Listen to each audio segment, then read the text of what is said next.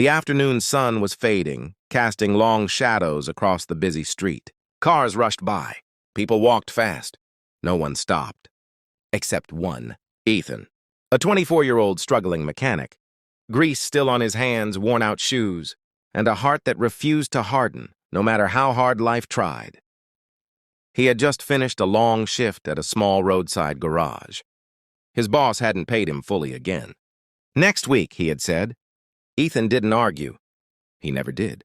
As he walked down the sidewalk, exhausted, something caught his eye. An old man, sitting helplessly beside a broken wheelchair. One of the wheels was bent badly, the metal frame slightly twisted.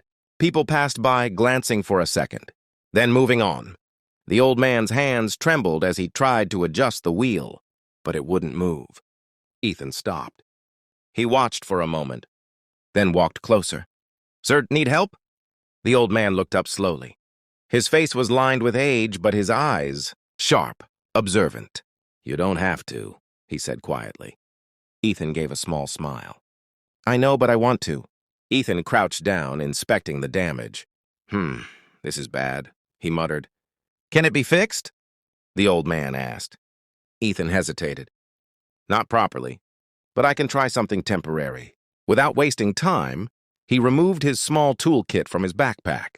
It was old, barely complete, but it was all he had.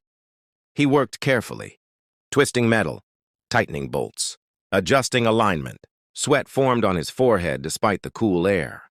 Cars honked, people brushed past, but Ethan stayed focused.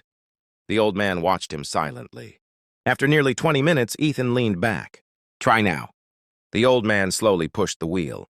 It moved. Smoothly. "Perfect enough." A flicker of surprise crossed his face. "You fixed it?" Ethan shrugged lightly. "Just a temporary solution. You should get it replaced soon." The old man reached into his coat. "Let me pay you." Ethan immediately shook his head. "No, sir. It's okay. I insist." Ethan smiled again, tired but genuine. "Then just help someone else someday." The old man paused. Really paused, as if no one had ever said that to him before. "What's your name?" he asked. "Ethan." The old man nodded slowly. "Thank you, Ethan." Ethan waved casually and walked away. He didn't look back.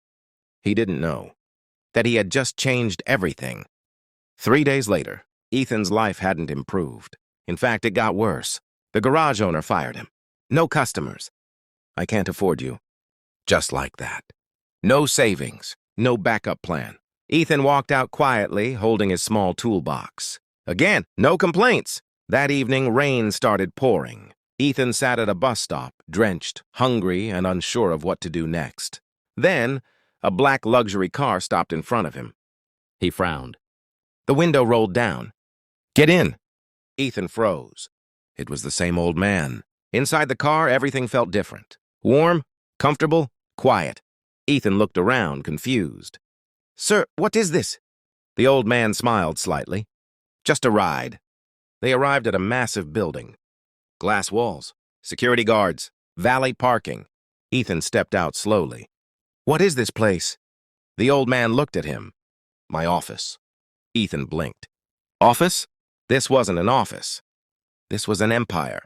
Inside, people greeted the old man with respect, fear, authority. "Good evening, Mr. Harrison." Ethan's heart skipped. "Mr. Harrison?" The old man turned toward him. "I believe I owe you the truth." Silence filled the room. "I'm not just an old man with a broken wheelchair." A pause. "I own this company."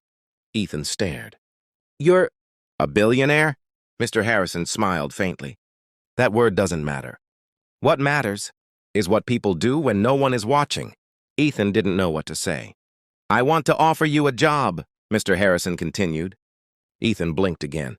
"A job?" "Yes, good salary, stability, a future." It sounded unreal.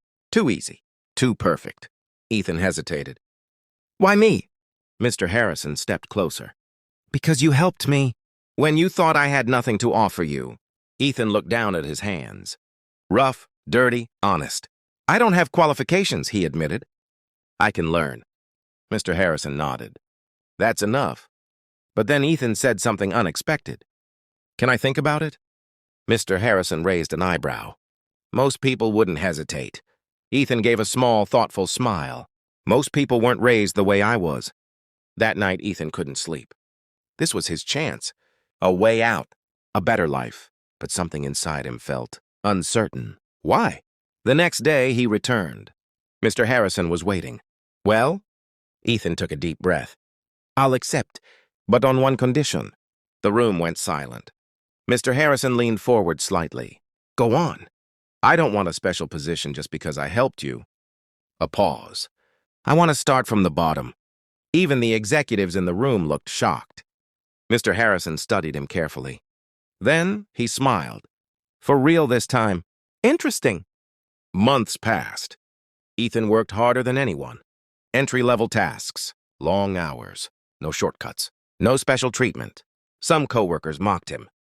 You're wasting your chance. You could have been rich instantly. But Ethan ignored them. He believed in earning his place. One day, a senior manager made a costly mistake. A major deal was about to collapse. Panic spread across the office. Ethan noticed something others didn't. A simple technical issue. The same kind he used to fix at the garage. He stepped forward. Sir, I think I can fix this. The manager snapped. You, stay out of this. But Mr. Harrison, watching quietly from a distance, intervened. Let him try. Ethan got to work. Focused, calm. Just like that day on the street. Minutes passed. Tension built. Then, it's done, Ethan said. The system rebooted. The deal was saved. Million protected. The room went silent. Then erupted. How did you? Ethan just shrugged. Just needed a small adjustment. That evening, Mr. Harrison called him to his office. You didn't just fix a system today, he said. You proved something. Ethan stood quietly. I was just doing my job. Mr. Harrison smiled. No, you were being yourself. He walked toward the window, looking out over the city. Do you know why I was really on that street that day? Ethan shook his head. I was testing people. Silence. No security. No announcement. Just a broken wheelchair and a simple problem. Ethan's eyes widened slightly. Hundreds of people passed me. A pause. You were the only one who stopped. Mr. Harrison turned back. And even then, you refused money. Ethan looked down. It didn't feel right to take it. Mr. Harrison nodded slowly. That's why you're here. He walked back to his desk and placed a file in front of Ethan. This is your real reward. Ethan opened it. His breath caught. It wasn't Jules to promotion. It was a leadership position, a life-changing opportunity. I don't understand, Ethan whispered. Mr. Harrison's voice was calm but powerful. I'm not rewarding your skill. A pause. I'm rewarding your character. Ethan looked up, overwhelmed. Why me? Mr. Harrison smiled. Because people like you don't come often. Months later, Ethan wasn't just surviving.